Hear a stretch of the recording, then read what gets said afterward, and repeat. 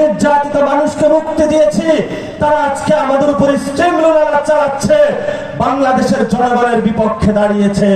5 তারিখের পরে আমরা তাদেরকে সতর্ক করে বলেছিলাম, 17 বছর নির্যাতিত হয়েছি ছাত্রলীগের দ্বারা, যুবলীগের দ্বারা।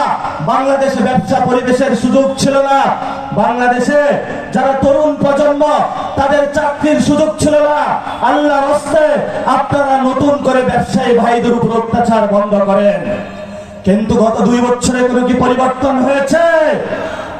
যদি না হয়ে থাকে, না একবার বেল তোলা যায়, 2 বার যায় না। যদি আমাদের সাথে তারা সেই প্রতারণা করেই থাকে, তাহলে আমাদের এখন সিদ্ধান্ত নেবার সময় এসেছে।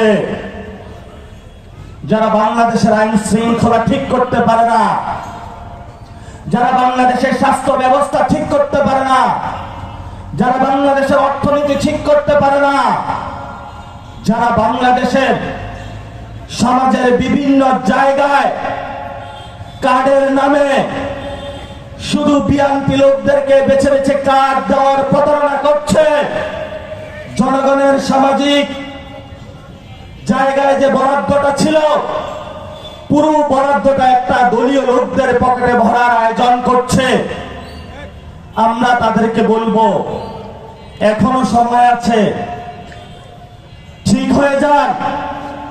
যদি ঠিক না হন, ঠিক কিভাবে করতে হয় সেটাও আমরা জানি। কারণ জনগণ 2024-এ যেইভাবে ঠিক করার জন্য লাঠি প্রস্তুত করেছিল, বাঁশ প্রস্তুত করেছিল, আমাদের বাংলাদেশের বাঁশ বাগানও হারায়া যায় নাই, আর লাঠির ফ্যাক্টরিও হারায়া যায় নাই।